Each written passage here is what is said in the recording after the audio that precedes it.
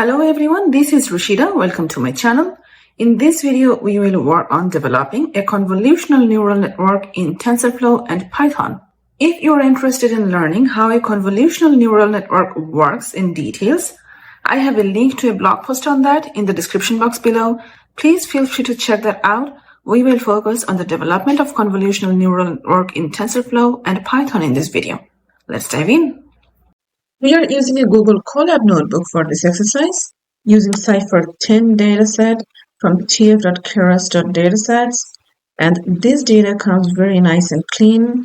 It has training and testing data separated already, so you don't have to do that. See, the dataset is pretty big. It has 50,000 data, 50,000 images for training data. Each image size is 32 by 32 by 3. Here I am showing just one data so that you can see how bad the image quality is. This data set is pretty challenging to work with. As the image quality is so poor, it is hard to get good accuracy in this data set. So let's see what we can do. So we can dive directly to the model because we don't need to do too much of data preparation. We only normalize the data like this. In this model, I used 3 convolution layers. You can use more or less. So in the first convolution layer, you see I used 32 filters of 3 by 3 size, padding valid. There is option to use same as well. If I show you the documentation, here you can see the padding valid or same. I'm using valid. And in the first convolution layer, you have to put input shape as well. We just saw the input shape is 32 by 32 by 3. Usually convolution layer go with a pooling layer as well. I'm using max pooling layer. You can using mean pooling or average as well. Max pooling takes maximum value from the frame. The frame size is 2 by 2 and I am using strides too. The other 2 convolution layer has exactly the same hyperparameters. I'm only using instead of 32, 48 filters. So there is a lot of scope to playing with this number of filters or number of kernels. And after first layer, you don't need to use the input shape in the other layers. And after the convolution layer, data usually comes in 2 dimensions. So we have to flatten it before we pass it to the dense layers. And the dense layers, this is just a very simple dense layers, that very simple neural network that we already learned before. And I am using 100 neurons for each dense layer, activation ReLU.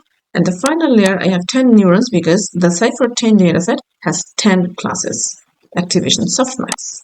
Let's see what happens. Each layer lowers down the size of the images. So it tries to keep the most important portion of the images so that the dense layer has much easier time dealing with the images and the classification. Then you compile the model. Usually I'm using Adam optimizer and loss function as sparse categorical cross entropy and matrix accuracy. Then you feed the data to the model. I am using epochs 50 and also using callbacks early stopping. If you're not too familiar with callbacks function, I have the detailed video and I have the link in the description box below. Please feel free to check. And because we use this early stopping, our model converged for 14 epochs. We have 81.06% accuracy on training data and 70.51% accuracy on validation data. There is a lot of overfitting going on. We have a lot of scope to improve the model. Now, how do you improve the model, right? You see, we have too many hyperparameters. The number of kernel, filter size, then this padding, activation function, the pool size of the max pooling layer, the strides, the number of neurons, activation function here. So it's all hyperparameters, right? If you change one by one and keep trying the new models, you have to try a lot and it's harder. So to make it easier, we can use KerasTuner. Okay, first I'm installing KerasTuner here in this Colab notebook environment. From KerasTuner, I will use the random search. There are different other methods available. I have the link of the documentation in the description box below. Please feel free to check them as well. Today we will see how random search works. This time we will develop a build model function where we will put our model. I made some changes to these convolution layers. I am using 2 convolution layers this time. Look, this build model function, it takes hyperparameters as the input. And because we want to tune the hyperparameter, here the kernel size, I'm not putting an integer here. I am putting here a range, min value 64, max value 216, so that our KerasTuner can choose a value in between this range. I will keep the shape of this kernel fixed 3 by 3. In the second layer also, I am putting exact same range so that our KerasTuner can pick one value from it, activation function ReLU, and in max pulling the pull size 2 by 2. This time I'm not specifying the strides. If you do not specify strides, it takes just this value. It will take 2 by default because the pull size is 2 by 2. Then you flatten it, and in dense layer as well, I want to tune the number of neurons. So we are not going to specify the number of neurons. We are going to give a range, mean value and max value. I wanted to tune learning rate as well, so I'm putting 0.001 and 0.0001. And then you compile using Adam optimizer, sparse categorical cross entropy as loss, and accuracy as matrix. As I already mentioned, we are going to use random search, and you pass the function, the build model function, as we just defined. The objective is we want the validation accuracy to be maximum. I'm using max trials 5, executions per trial 2. If you want, you can avoid this parameter. Here I am passing a directory where the results of the tuner should go. Tuner.search, you pass training data, validation data, and epochs. Look, I am putting epochs 5 here. I tried to put number of epochs low because for each trial, executions will be twice, so 5 times 2, 10. It will be 10 epochs here, and then 10 times 5, so total 50 epochs already. If I put it more, it will take forever to train. This is not my project for work. I wanted to finish model training in reasonable time. If you're trying it as your school project or your project for your work, please feel free to use more trials or more epochs. Now see, after 5 trials, final validation accuracy was 67.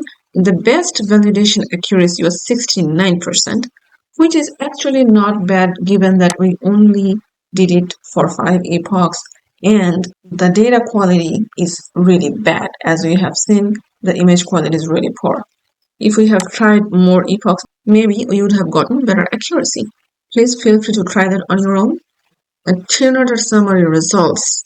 So this is going to show you the hyperparameters that we wanted. In results summary, usually it gives the best model on top. So for the best model, the number of filters for convolution layers was 128 for both the layers, and 288 and 460 neurons for 2 dense layers, and learning rate 0.0001. Let's see the model one more time. You see we had 2 convolution layers input units, and input units 1.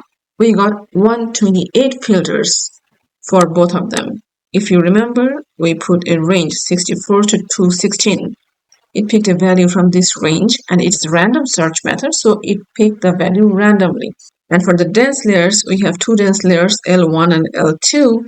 It picked, you see, we have 128 to 512, the range, and you see what we got. We got 288 and 416 neurons. Okay, and learning rate 0.0001. Those are the hyperparameters for our best model. And you see some other models are KerasTuner. This is trial 1, it got 67.96%. It tried 64 and 160 as the filters, and for the dense layer 128 and 160 number of neurons. It tried few other, just please feel free to check. In the final model, we want the best model, right? So we can use tuner to get best models, and num models 1. We only want the best model, only one.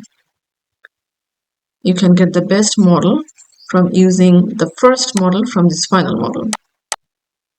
Okay, look at the model summary. As I promised, I have the link of this notebook in the description box below. Please feel free to download and play with this code if you want to take this code and modify it for your own project. I hope this was useful for you. Please like, comment, share, and subscribe. Thank you so much for watching.